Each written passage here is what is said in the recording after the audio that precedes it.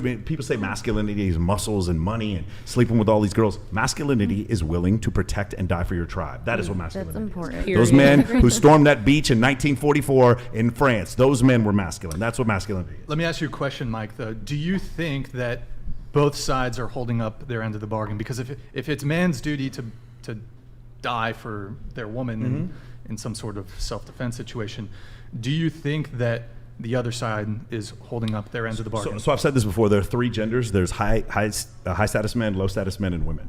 High status men and low status men have nothing in common. Nothing. They don't have the same brain chemistry. They don't have the same sexual partners. They don't make the same amount of money. They don't have the same physique. Nothing. They have nothing in common. Literally, there's a book called Winner Effect that goes over the neurology of men who are successful and winning and men who aren't. And there's nothing. They have nothing in common. And so if you're asking me, do high status men, do they fall short? I'll tell you, no, they don't. For the most part, they have something going for them, or they're providing something. Do low status men fall short? Well, they are the one subscribing on OnlyFans. So I mean, you tell me. Like that is the issue. So we can't just say all men, because men bifurcate way more than women do. Because when I talk to older women, so on my show, one of the things we do is we always try to get at least one or two people with a master's degree, one or two girls that are married. We try to get a different group, and we get the same answers. It doesn't matter if they're 23 or 43. We get the same answers. Women generally have the same answers when it comes to their hypergamy, whereas men, they're very different answers when you're at the top. What you're saying before about catching your girl cheating, a guy who's high status is already on the phone with another girl before he even leaves the house.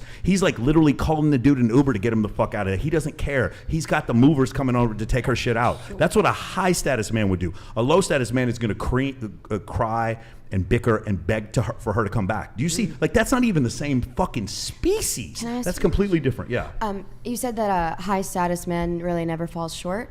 No, he's not that he never falls short, but in one case or another, he has the access to scarce resources, and he has the ability to garner status. So a high status man could be like the guy who ran Enron. That's a very duplicitous, evil high status man. Okay, like Joseph Stalin or Pol Pot. That's an example of a high status man who is very evil. It doesn't mean they're all. That's extra, but okay.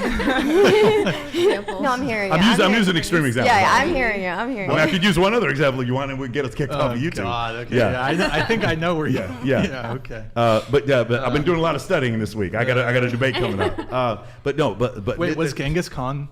Oh, of course. Well, so I mean, no, this is a great example. Like Genghis Khan, his Y chromosome. So for men, you can actually trace the variety in Y chromosome. That's why we know throughout history about 80% of women and only 40% of men have reproduced, because we can measure the Y chromosome.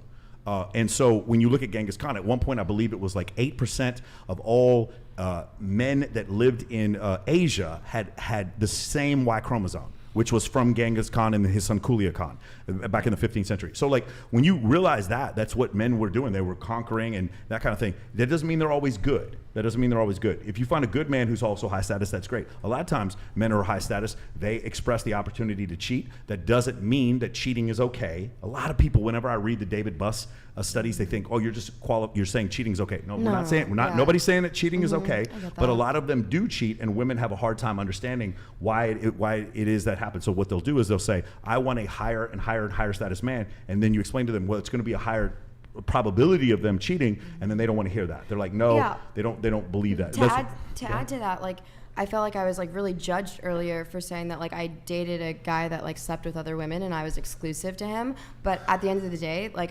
no, it was two guys at the same time, and you told them about each other. That's what they were talking about. Well, they actually requested that like we just court and like not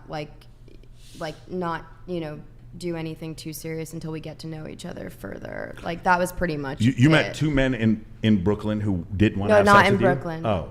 Oh, I'm not saying they don't want to have sex, but one of them is Catholic, so they're a virgin. They won't have sex until they're married, and the other Does this guy have a channel on Rumble? No, okay, my bad. I'm sorry. Well, so to your point about like the high status men, my point was low status men don't have the ability to cheat.